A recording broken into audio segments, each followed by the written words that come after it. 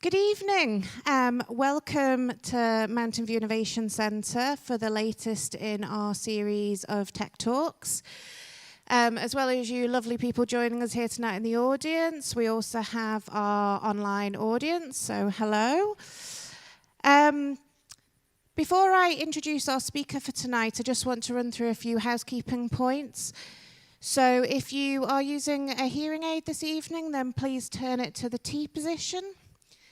If you have a mobile phone, please either switch it off or make sure it's on silent. And should the fire alarm go, we're not planning any fire drills, but if it does, then make your way out to one of the nearest exits. And then the muster point is the large car park, just as you came in. So our speaker tonight is fresh from his appointment as president of the Isle of Man Chamber of Commerce. Which is quite impressive, although he tells me his children aren't quite as impressed. A man with many hats, over the last 13 years, Kristen has gained a wealth of experience through leading at the very top levels of digital technology businesses on the island, while also investing in the vision for a bright future for the Isle of Man, through his respective roles as previously Vice President of the Isle of Man Chamber of Commerce and a non-executive board member of the Isle of Man Department of Enterprise. Seeking to improve economic vitality through initiatives which focus on the critical priorities of the local business community, Kristen monitors trends and developments, both locally and globally, identifying challenges that we could face in the coming years, and is able to not only suggest solutions, but also opportunities for businesses and the local community alike. That's enough from me, so we'll get on with the evening. And I'd like to introduce to the stage Kristen McDonald. Thank you.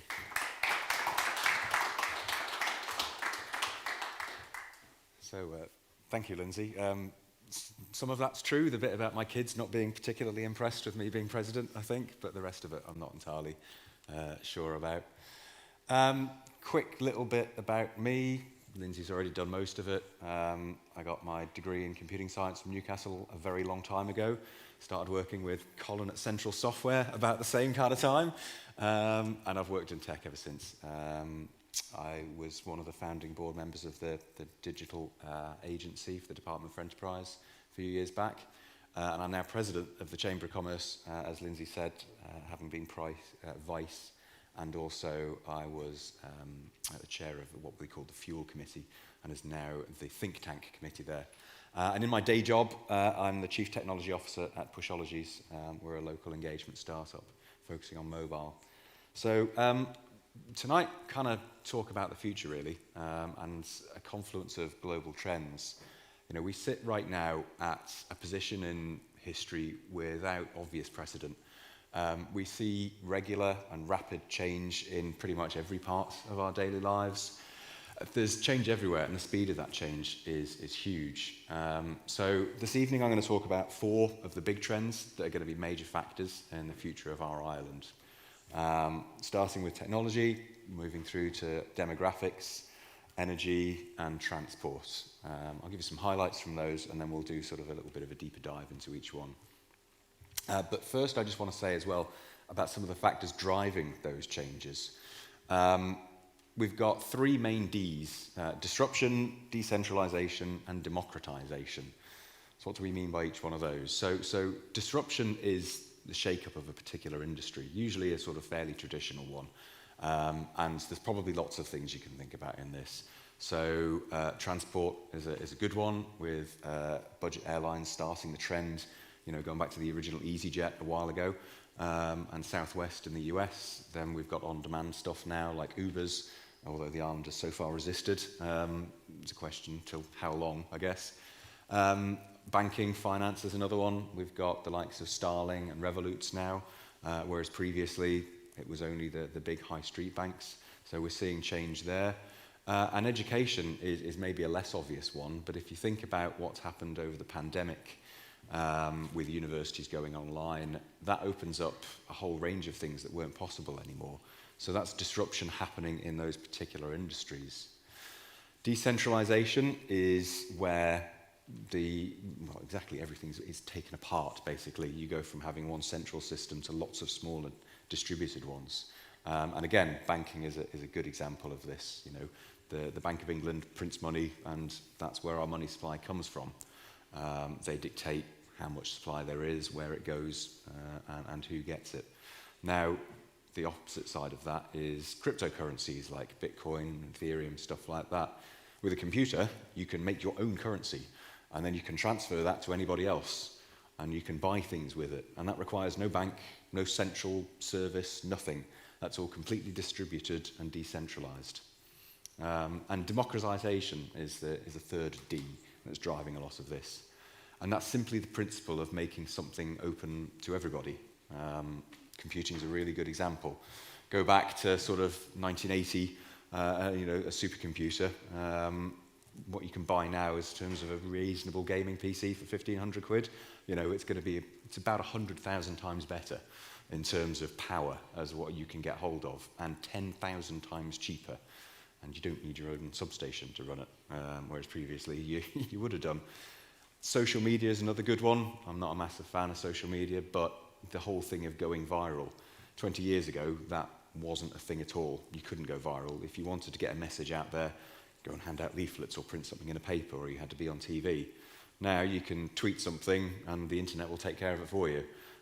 So one person with just their phone can reach millions, millions, millions, hundreds of millions. So again, we've democratized mass communication. And those things are pretty much behind all of the changes that we're seeing now. Most of it is tech-driven. So a little bit of a timeline to show you how quickly things change. 1992 was when we first had Windows, which, you know, has evolved a bit, but the basics are still there. It's the first time anyone had a keyboard and a mouse. And the internet was only just really beginning to be a thing. Amazon wouldn't exist for another 2 years. Google, not for another 6. And then obviously, 1994, Amazon first goes live. And 23 years ago, I think, that's right, yeah, I did update the slides, Google was launched. And now, obviously, is just a part of everybody's daily lives. And 15 years ago, the iPhone was launched. And well, it says 14 there, but it's 15. Yeah, that's changed everybody's lives massively, putting a smartphone into people's pockets. You know, Apple is now worth about $2.3 trillion. And just to put that into context, Amazon still is almost $1 trillion behind that. That's about 1.4. So it's an absolutely enormous, enormous business making these phones and all the devices and all the tech that goes with it. And that's happened so quickly. 15 years is the sort of the timeline for that. A lot of the big things that we're seeing are things like fintech. So blockchain, robot investing, alternative banking, AI-driven insurance. We've got medtech with the likes of surgical robots, online diagnosis. Again, lots of that being driven by the pandemic. Vulnerable patient monitoring, fitness trackers. You know, who's got a Fitbit or an Apple Watch, which now has an onboard ECG, fall sensors, all sorts of things like that, keeping you safe. We've got ag tech, especially relevant for the islands, given our farming backgrounds. We've got animal data mining, predictive farm analytics, smart soil sensors, drone tractors. There's actually a project going on the island at the moment to have a completely hands-off farm with everything driven by AI, driverless robots, drones, all that kind of thing. Only small, but that sort of thing can happen now. Vertical farming is another good one. And, you know, if we're building a cannabis industry from scratch over here, as some people want, we can use all of this new tech. Auto tech, we see all the time, you know, Elon Musk is very, very vocal about how his Teslas can do all these things. National Transport and Safety people are slightly different on that, but it's coming. There's a lot of work going into that, and he's not the only one. The connected car stuff is much more prevalent now. The old days of sat-nav are completely gone, and everything is now done from your phone.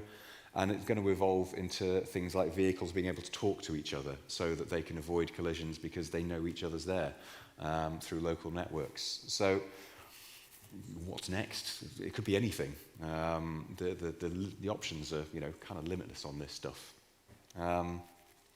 Demographics, quick go into the background on the demographic stuff. Europe is in decline, and Africa is not. So we've changed the population of this planet massively. Again, going back to that early 90s, there was around 5.5 billion people on the planet. 13 years later, we added another billion, 6.5.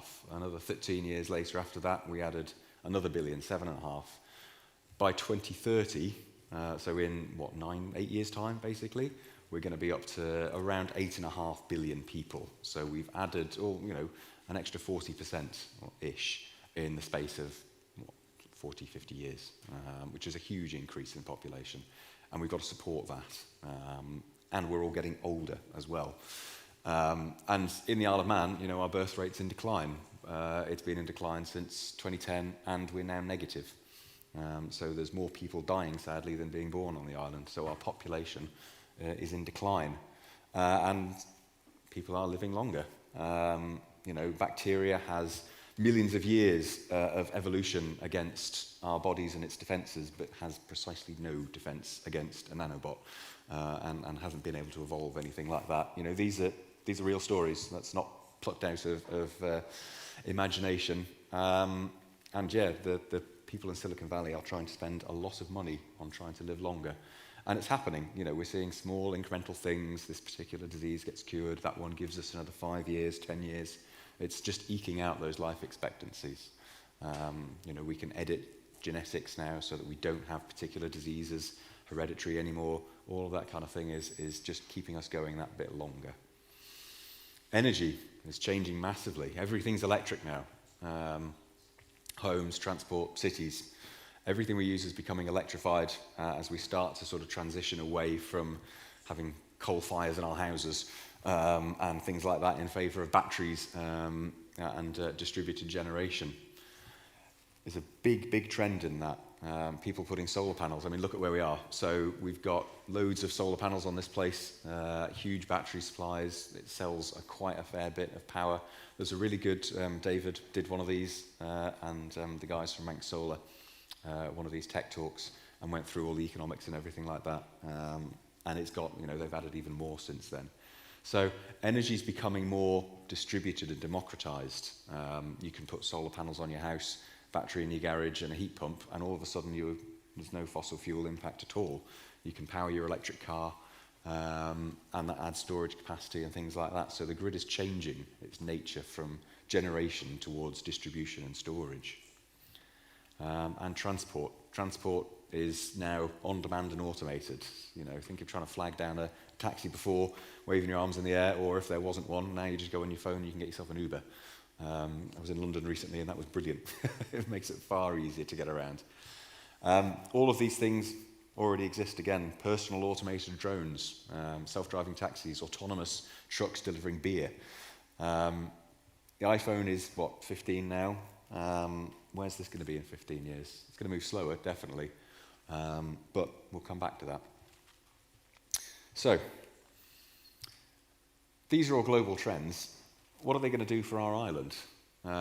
What do we need to do to anticipate some of this stuff? What about our working lives? How are they going to change? Are we not all going to be replaced by robots? Yes and no. It's clear employment's very different over the next 10 or 15 years. You think of how it's changed over the last 2 with the pandemic. Remote working's monstrous, again, powered by technology and disruption. We've changed how we work in offices now. People are no longer sat behind desks 9 to 5. They're working much more flexibly. How are all the other changes going to combine to make that different in future? If you look at sort of robots themselves, figures kind of suggest that industrial robots can do sort of maybe 15 people's worth of work, full-time employees worth of work. So if you take that into account, basically the robots in South Korea on their own are enough to do the same amount of work as the rest of the human population put together. That's how many there are, and that's how much we are reliant on automation and AI and robots to help us. And look at that bottom picture there. Do you want fries with that? That seems a bit silly, but anyone who's used their phone to order a Costa or Deliveroo, or gone into McDonald's and pressed the buttons on the big touch screens in there. That's exactly what you've done. It's no different. It's not a robot at a till asking you, do you want fries with it, but it's a big screen, and that's asking you, do you want fries with it, or do you want to go large? It's no different. Think about people in this room. You know, is there anyone using automation or AI or any sort of process automation? It's all starting to creep into it, and that's all part of the office world. But if we look at what goes on in the robot world.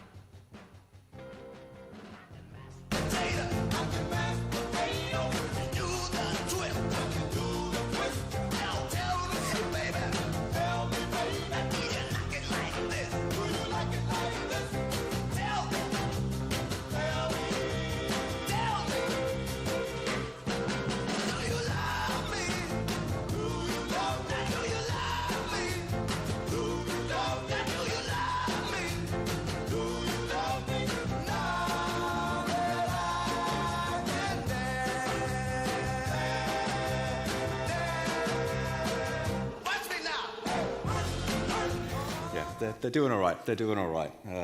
Those little yellow ones, the Spot robots, you can buy online, order them, and you can have one in your own home. Bring in your coffee, bring in your beer, send it to the fridge, get it to open it, and bring them back. They're not cheap, but you know it's not a bad little toy if you can find yourself to get one. So our island, look, it's a very special place to live and work. That's a line the government came up with years ago, and one to be honest, I'm really, really fond of. One of the big questions is about future of employment with better communications, distributed manufacturing, 3D printing, things like that, completely different transportation network. The factors that involve actually where we live and where we work are starting to diverge. We don't need to have them both in the same place anymore. Look, I'm here because I love the island. It's a great place. I want to see it grow and I want to see it thrive. So hopefully we can sort of through this evening get an idea of some of the challenges and maybe some of the opportunities for some of this stuff. We need to get a handle on some of these before they get ahead of us. Otherwise they're going to happen to us instead of us actually being able to shape some of these things. So coming back to transport, going into a little bit more detail, let's take in a little bit of a history lesson and we'll have a look at some changes and then we'll go into the future. I think this may be a world market for maybe 5 computers. So, yeah, slightly wrong on that one. The horse is here to stay. The automobile is a fad. Yeah, maybe not so great there either. There'll be 900,000 cell phones in the USA by 1999. So, yeah, presidents and bankers and everyone tends to get some of this stuff wrong. And I'm sure I'm wrong on all of this as well. But let's play a little game now. Can anybody spot the car? This is Fifth Avenue, New York City, 1900. Where's the car? There, just one car. Same street, 13 years later. Let's play Spot the Horse. Where's the horse? Again, just one. 13 years. That's how long it took for the horse to meet its demise. So obviously non-farm settings, but as a transport medium, it took 13 years to go from cars to horses, basically. So how long is it going to take to go from fossil fuels to electric, or a human being driven to sort of self-driving? It's probably going to take a bit more than 13 years, I think, to go from that to that to that. But it's going to happen. It's kind of inevitable. Electric cars have been around for years and years. This is actually a picture of Thomas Edison looking at an electric car back in 1913. Some of the early ones were battery powered. The reasons behind adopting them are no-brainers in a lot of cases now. The performance of them is insane, both in terms of actual driving performance, but range. You're getting 300, 350 miles out of a battery electric vehicle these days for a new one. Maintenance, you go from about 2,000 moving parts in a combustion engine to about 20 in the average electric car, so your maintenance is much lower. And the lifetime of them is proving to be pretty resilient. A lot of them seem to be topping out at about 500,000 miles in terms of the lifetime, which is about 84 years of driving for the average Manx driver. So it's going to rot probably a long time before you actually wear the motor out in it or the battery. And now the price has dropped on them. It's starting to, we're starting to see the efficiencies of this sort of thing now. And not just in the purchase price, but in the payback. You're probably saving the best part of £500 a year on fuel. And tax is obviously a lot cheaper, although it's going to start to get more expensive because we're going to have to offset that. There's a big impact in this for government. You're going from having about 50, 60p a litre of tax on every litre of petrol sold to bugger all, in all honesty, on the electric that you put into your car. And you're not going to be collecting any more road tax because all the electric cars are very cheap. So there's some vested interests here that sort of aren't aligned on this. And also the charging infrastructure is not quite here yet.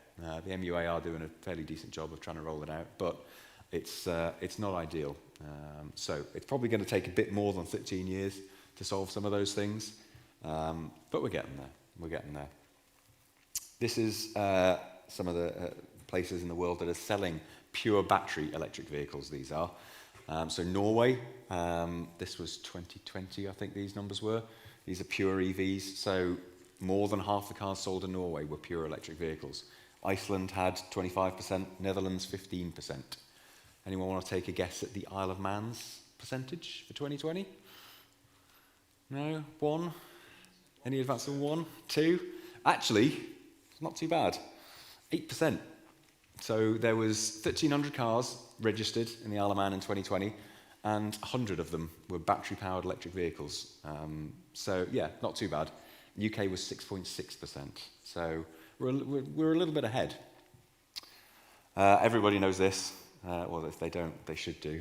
Good old Knight Rider and Kit. It's a supercomputer on wheels, which is exactly what your modern Teslas and cars like that are. That's exactly what an EV and an automated vehicle is.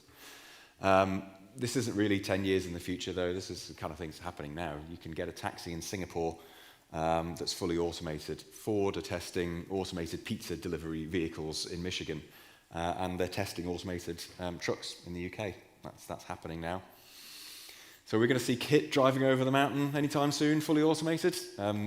Maybe not quite that sort of shape, but there is sort of something else coming.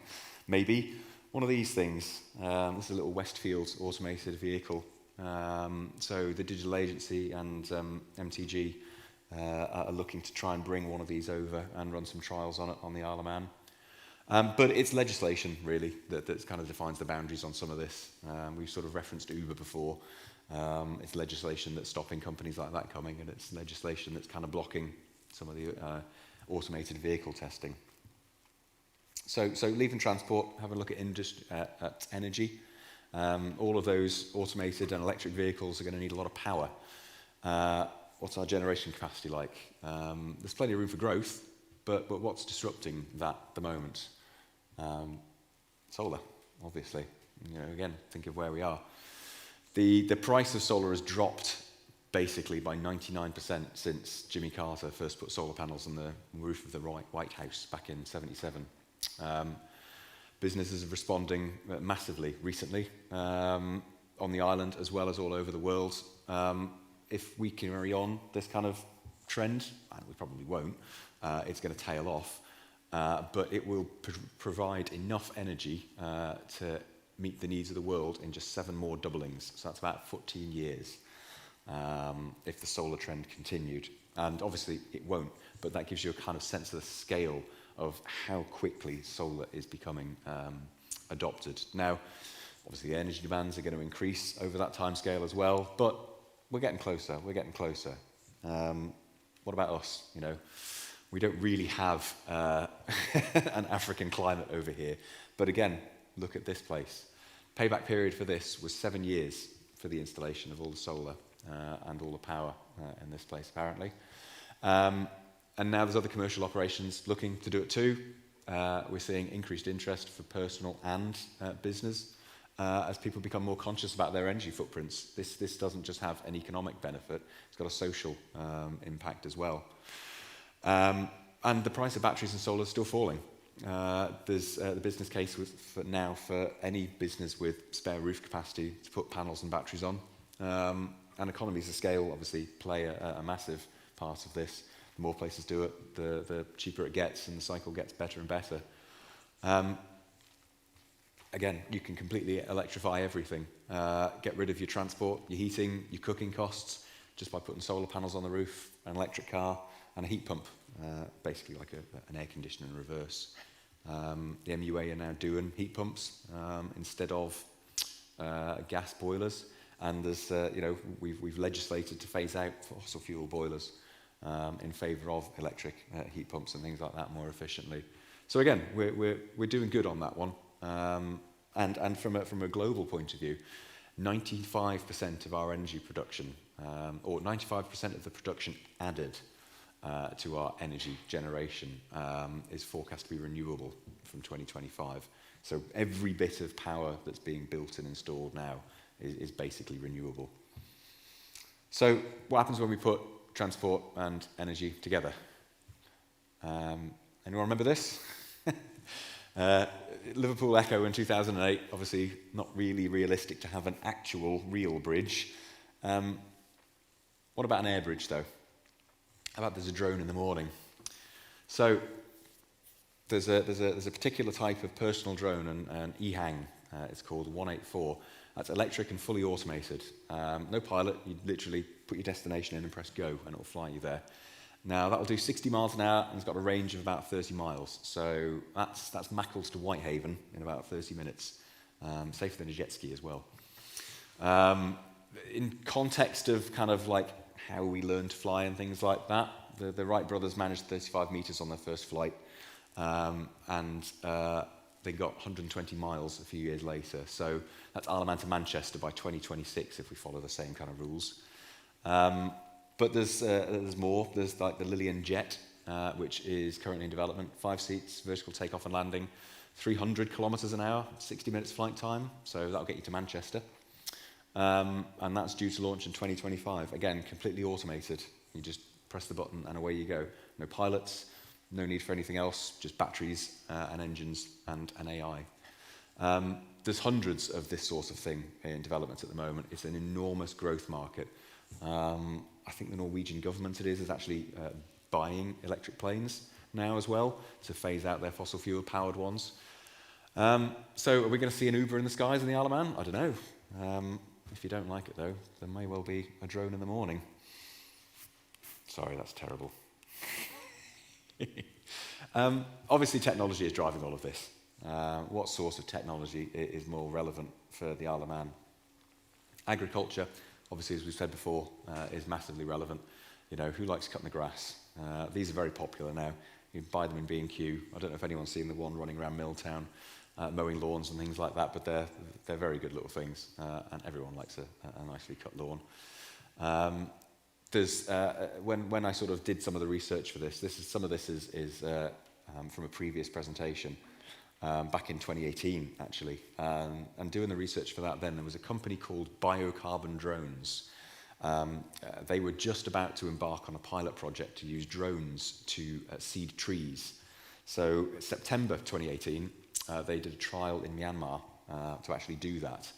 2019, the saplings started to grow, and they've now gone to integrate sort of photography and AI and manage the tree planting in areas of Australia and things like that.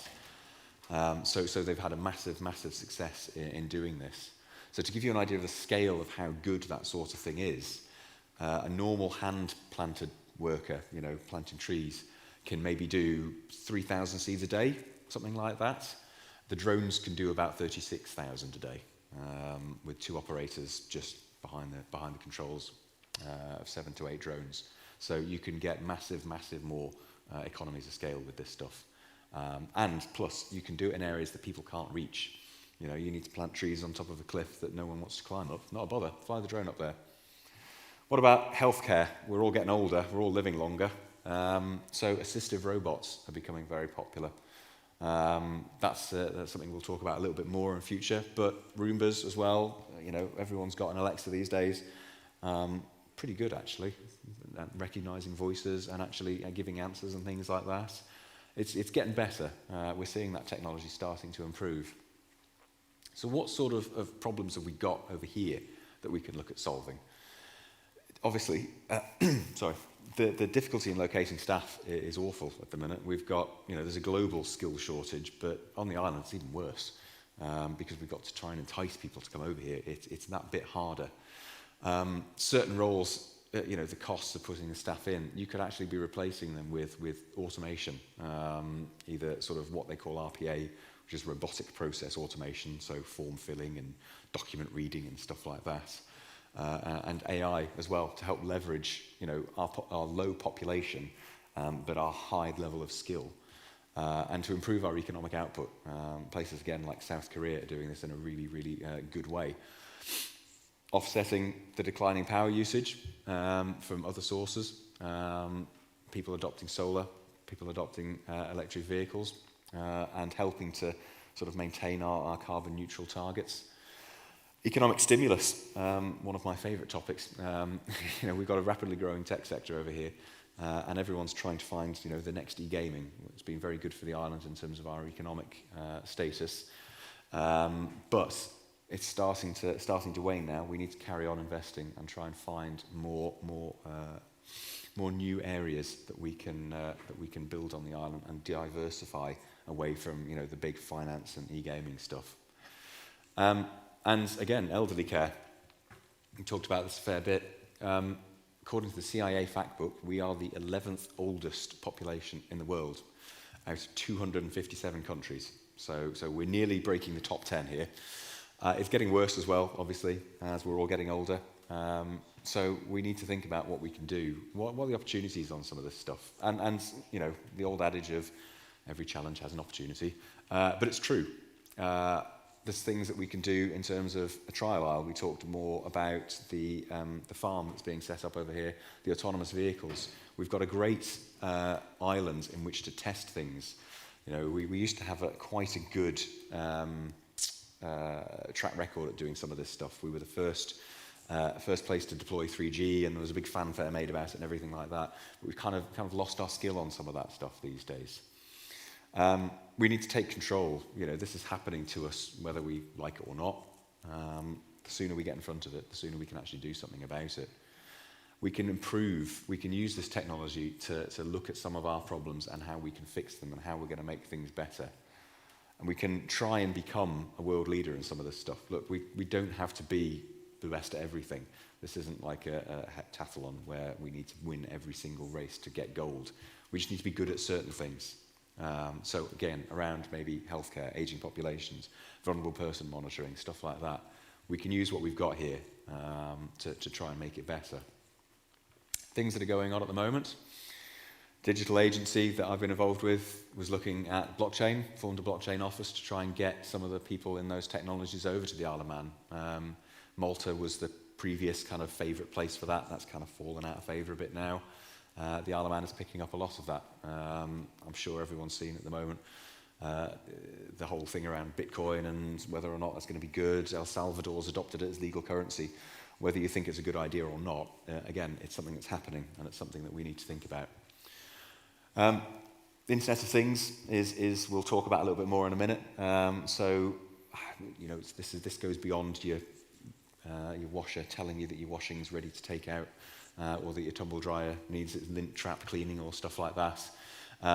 There's a whole bunch of stuff that having a national network enables. And obviously, There is a huge thing going on at the minute with the National Broadband Plan to try and get fibre to as many homes as possible.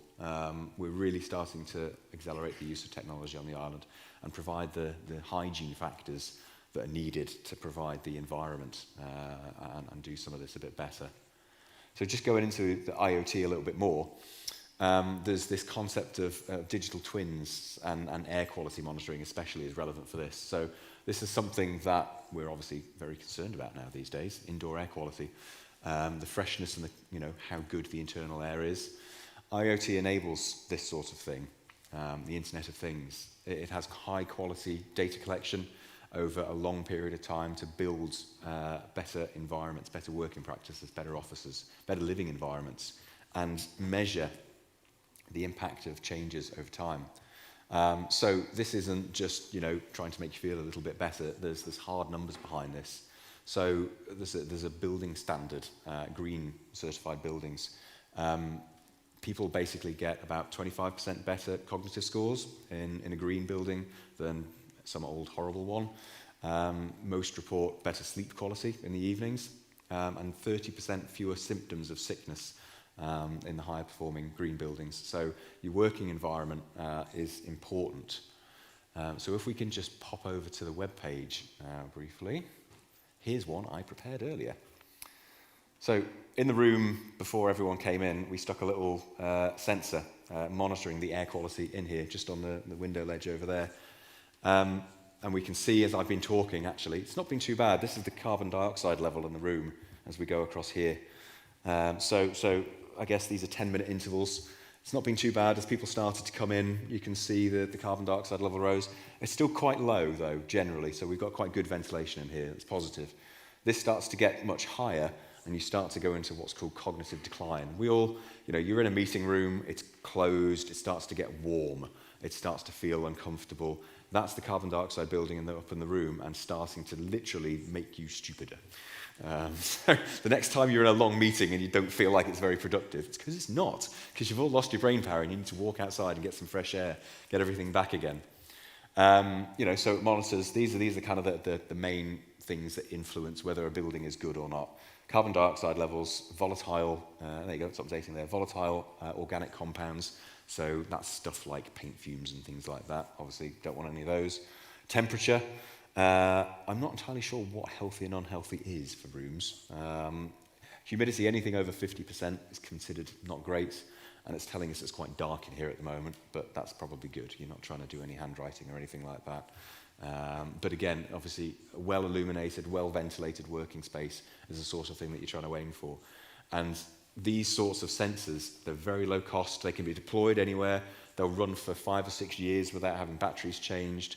And they'll just sit and quietly monitor in the background.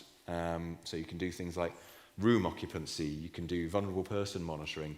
They use these as smoke alarms and carbon dioxide alarms in sheltered accommodation.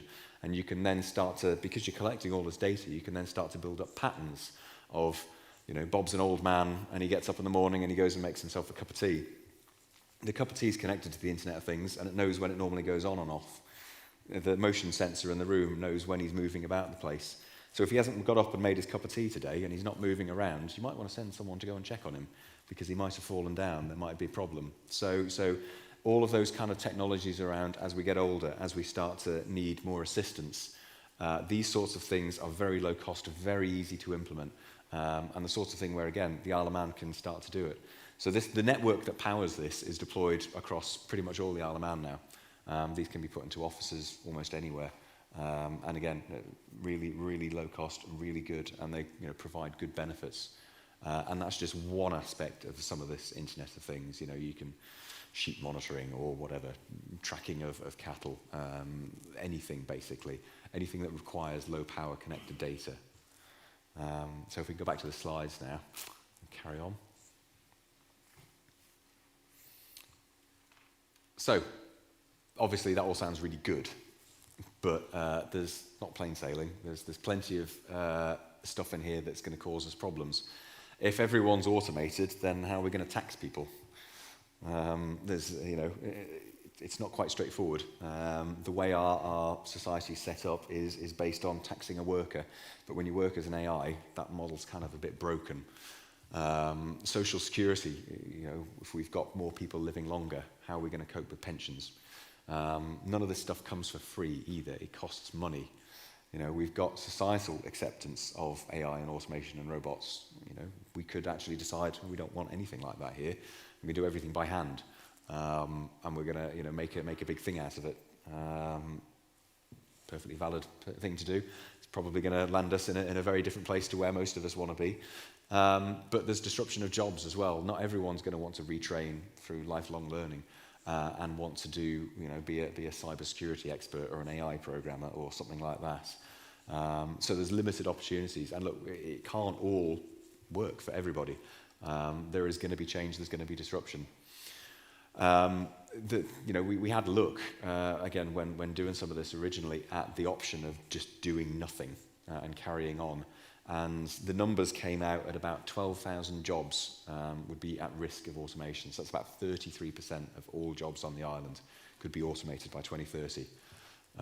Now, that's if we keep our economy the same and we don't do anything about it. But that's the sort of scale of challenge that we could be facing. It's entirely possible we do nothing, but it puts us in danger. And moving on to demographics now to talk about some of those things in the ageing population. The person who's going to have their 150th birthday has already been born, they reckon. And the person who will celebrate their 1000th birthday is due in the next 2 decades. So that's quite scary, especially if anyone's planning on having kids in the next 20 years. They might be massively outliving you. Our current lifestyle is one of our issues, and the healthcare provision for our population is a bit of an issue for us. Does anyone believe this thing here? The Isle of Man population projected to be 102,000 by 2050. With a declining birth rate, I'm not entirely sure how that's going to happen unless we import a lot of people. But that's that 10 billion, so that's doubling the entire population of the world from 1992, I think it was. So 60 years, we're going to add double the population. They're going to need to be housed, fed, watered, powered, all of that. Further medical advances as well, obviously. We're all going to be living longer. Most of our working population is going to retire in 10 years, according to that. You look at the numbers again. Yeah, people, all of the conventional retirement stuff is starting to kick in, but you're still going to live for another 40 years after you retire. So what are you going to do? This is the trouble. The average age of the Manx worker at the moment is 42 and a half. So that's quite high. I think that's, I can't remember what the number is now. I can't see it up there. So a large population of us are living longer and are just going on and on and on. Now, is that good? Does that mean more people are contributing to pensions? Should there be a state pension? This is all things that need to be considered. Intergenerational fairness is a topic which is going to start to become more and more prevalent, as we see people saddled with debts that their children are then going to have to service, or vice versa. The children are looking after the parents. Our birth rate is decreasing. We're at 30-year low and it's going the wrong way. People are leaving the islands, the young people are leaving, they don't come back. People are choosing to have children later in life or not at all, and they're choosing to have less of them. This is obviously a global problem. It's not just an Isle of Man problem, but we are leading the way in this one, sadly. It's one of the things we are a global leader in. There's no Manx University here, so we've got the University College, and that does well in retaining some people, but it's not quite the same. Most of our students still go across, and they don't come back. There's a high cost of living here. There's limited nightlife. It's not very attractive for the younger generation. So we need to start thinking about how we get some of our younger people back. We need to think about how we can attract skilled workers. We need to increase our economically active population. We should be aiming to hit that 100,000 mark, or even more, 120,000. And they need to be people who will contribute, people who will work, people who can help society actually build things, do things. And we need to plan for when we are all older, because this is, again, going to be a global problem. And the more things we can do about it, again, the better we're placed for it. There's no reason we can't start to implement some of this stuff and actually start to do it over here. It's just a matter of willpower. So if we put age and technology together, there's a whole load of things that are happening. Intergenerational housing, that word again, intergenerational. It's a great theme, and it's basically exactly what it says. It's getting multiple generations together. So in the Netherlands, they have this thing called intergenerational housing. They basically put students and elderly together, and the students help to look after the elderly, and the elderly actually educate the students in all the things that they probably should have learnt at school and no longer don't. The Netherlands has the 22nd oldest population, so we're ahead of them, and yet they're kicking our arse at their stuff. They're much better at it than we are. So this tackles problems in the elderly of like social isolation, depression. It gives them sense of relevance, improves their overall health. It's win-win for everybody. It even does things like helps improve their blood pressure. Concept of a dementia village. This is like a safe village, basically, where all the villagers are trained social workers, and they live there. They help the people with dementia increase their confidence. They can wander about the place. They don't have to worry about, things like that. They can be looked after and in safe environments. Singapore and Japan actually are the world's oldest population. Singapore's has doubled in the last 17 years and set to double again. And they're doing this sort of thing to try and help the young people and trying to have as many children as they can to try and change the population, the demographics. And Japan is using tech, like the whole internet kettle thing we were talking about before. They've got smart toilets that monitor the blood sugar level when you wee and then report it straight back to your GP. Now, for most of us, that's not going to be an issue. But if you're an old person and you've got diabetes or something like that, that's a godsend. You've got that early diagnosis of something going wrong. The GP can intervene. Doesn't even have to be a GP. It can be an AI behind the scenes actually processing that data and going, do you know what? That doesn't look very good. We've been monitoring this. That's out of whack. We need to get you into the doctor. We'll make an appointment for you. Shows up on your phone, and there you go. Job done. Granny's off to the doctors and getting fixed. So what are the ways forward around some of this stuff? Again, intergenerational fairness. Financial protection. We're all going to be living longer. Means we're all going to be costing more. Old people aren't cheap. Just like children. It's that bit in the middle where you make the money, and the other end's cost. So, the young people at the moment, those taxpayers, the ones who are working, are the ones who are paying for healthcare for everybody, young or old. And if people are going to live longer, you don't live younger for longer. We are living older for longer. So that period of when we're going to need that care is increasing. We're going to need to think about how we fund that. We need to do things to promote health and wealth earlier. We need to get people to not be a burden on the healthcare system, to promote better ways of living. We've done really badly at this recently. You look at the trends in obesity and healthy living and things like that, diabetes, cancer increases. That's mostly down to our diets and our lifestyle. We need to correct that, otherwise it's going to cost us an absolute fortune. It's going to cripple us. We need to look at the legislation around some of this stuff. Should we be retiring? Should there be a state pension? Don't know. It's difficult. We need to look at continuous education and retraining people. As I said before, not everyone's going to be a cybersecurity programmer at 60. You don't have to be. There's plenty of other things that can be done. It's getting that thing out there. Could we be an old age pensioner centre of excellence? Maybe. Don't know. We could start to try, and we can start to do some of this stuff. We are sadly well positioned for some of this, and we're getting better every day at it. So yeah, we're a small island, but there's some big opportunities out here. That's pretty much me done. But I'd like to leave you with the thoughts that all of these things, they're challenges for us. They're opportunities for us. It's within our grasp to change this. We're the ones that can make this difference, can do something about it, can go out there, have those ideas, get involved in this stuff. The world is facing enormous upheaval at the moment, has done over the past 2 years. when some of this stuff was prepared, a pandemic was considered a black swan event. We've had so many black swans recently. We've got whole flocks of them about the place, between supply chain problems and Brexit and pandemics and God knows what's coming next. Volcanoes in Tenerife and hopefully nothing more. We've already have enough. There was a great tweet by, I think, it was an Australian governor or something like that, when they had the bushfires out there recently. It was, please, no more horsemen of the apocalypse. We've had enough now. And it does kind of feel like that. But again, they all bring opportunities. Things like the pandemic has in some ways played into the island, because now everyone's working remotely. Why not work somewhere beautiful? Why not work somewhere with clean air and great living standards?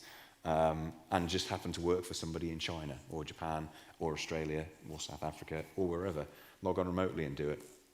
Things like that are where we need to try and find our niche so that we can sort of build this place, carry on making it special, and just grasping those opportunities in front of us.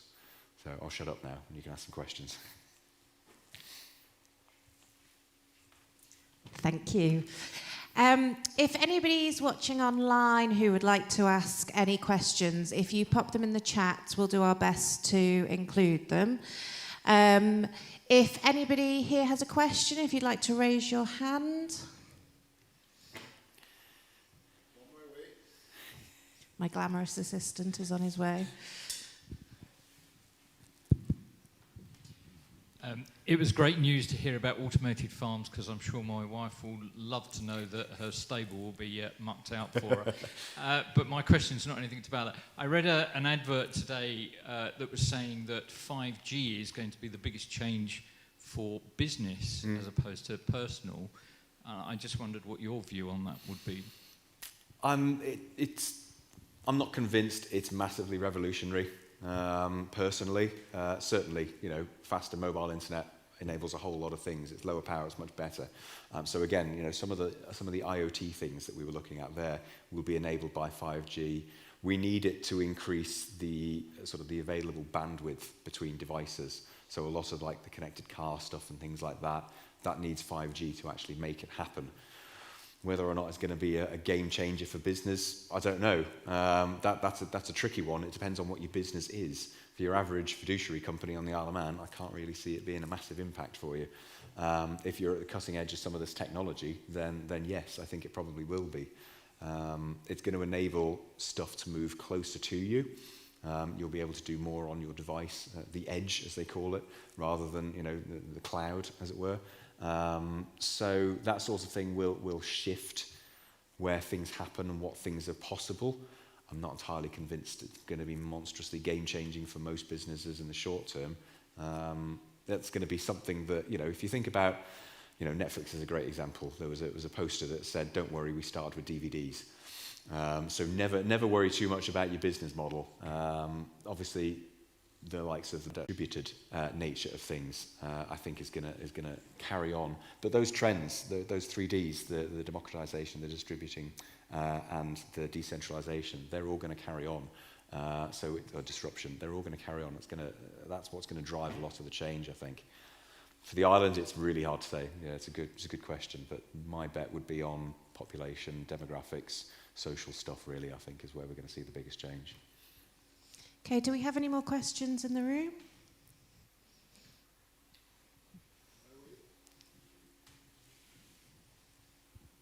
Thank you very much. Do you think that we are equipping our young people in education in the right way, looking ahead to the future and some of the issues you're talking about and the changes? Do we need to be re-looking at how we educate within school? I think there's generally no, is my personal opinion, but that's a completely holistic no. I don't think the school system was originally designed essentially as childcare for farmers. If you look at what it was there for, and educating the rich so that they were fluent in Latin and things like that. It's slowly evolved, but we're still stuck with the whole thing of children go to school at 9 and come home at 3, because that's when the days tended to end. that's rooted right back in our pre-industrial sort of things and thinking. And generally, the education system is still that way. We don't teach anywhere near enough in the way of the softer skills, leadership qualities, how to be a good, accountable human, things like that.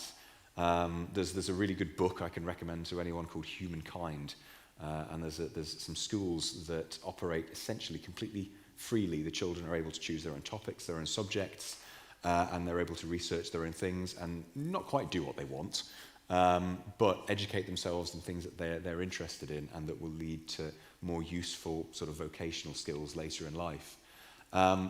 We need to take a wider approach to looking at how we educate people. IT skills are monstrously lacking in school at the moment. You've got people coming out of school that don't know how to use a spreadsheet. Any office environment will require you to use a spreadsheet. Basic stuff like that is sadly, we're not teaching them. Communication skills, like I said, leadership skills, things like that are what you're going to need for the future. Critical thinking, problem solving. Remembering your times tables these days is a nice party trick, but I can ask Alexa. Or it's already done for me because it knows that's the thing that I need to do. What we need are people who can see the way the machine is going to need to be built to solve those problems for people, not doing the hard rote work. It's changing that sort of thing of rote mechanical things. We're teaching people a vocational thing and a mechanical repeatable thing. We don't need to do repeatable work anymore. We need to do thinking work. The robots and the AIs are really good at the repeatable work. It's the thinking things that we need to teach our children to be better at. And obviously all of the associated subject area knowledge that goes through that stuff. Chemistry A-levels are still going to be important because we're going to need chemists. But the nature of those A-levels is going to need to change because it's going to involve probably more biochemistry and how you actually use some of those processes and how you can use AI to predict some of the models and things like that. You look at the genome folding stuff that's been going on with the supercomputers. All that sort of stuff is where we need to be educating kids more. But it's a fairly radical overhaul that's needed, I think, and that's not going to happen in the short term. But we can start to take steps towards it, I think. Okay, we've probably just got time for one more question. Is there any in the room? Okay, we'll go to Leon online, and he is asking, can you share an initiative or project that you would like to see the Chamber of Commerce support or start next? Well, one thing we are doing at the minute, which I'm quite keen on, is our mentoring program. We have a platform for mentors. They can sign up, and anyone can then basically, it's the concept of buy you a coffee. So we have a great network of really quite high quality people on this island. I think the island just generally punches well above its weight. We disproportionately good amount of smart, talented, well-educated people over here. And so the mentoring platform is designed to try and connect those people with people who have business problems. I don't understand what I need to do to register for VAT. Can someone just give me a quick 5 minutes? I'll buy you a coffee and we'll have a chat about it. It's those sorts of things. Or maybe, I don't know anything about cybersecurity. Where should I start? Right, well, here's 6 people that will quite happily spend 20 minutes and either online or remotely or just over email or in person over coffee, talk to you about that stuff and help you get up to speed on it. Mentoring and developing our talents is one of the most important things we're going to need to do. There's a bit of a lack of leadership skill in general on the islands. There's plenty of people who can be managers, but having manager in your title doesn't make you a leader. Being accountable, owning your problems, that sort of thing, that's what makes you a leader. It's a mindset as opposed to actually a title. And helping people develop that positive, growth mindset and that empowering mindset is one of the most important things. And that's what we're trying to do through some of the mentoring stuff. I think that's a really great message to leave us with. So all that's left for me to do is to thank you all for joining us this evening, whether you've been here in person or you've joined us online. I'd like to thank Kristen. It's been great. It's been some really great information there. So if you could all put your hands together, please, to just say thank you. Thank you. I can even see somebody still awake at the back there as well. So Didn't all fall asleep. So our next Tech Talk is taking place on the 18th of November. We'll be welcoming Chris Gledhill from PDMS. He's going to be exploring digital identity, the basics, what it is, but also why it's really important to you and your business. So if you'd like to join us for that, you can join us in person by registering on Eventbrite, or again, we'll be live streaming the event. So all that's really left now is for us to wish you a safe journey home. Thank you very much all for coming. Thank you very much. Good night.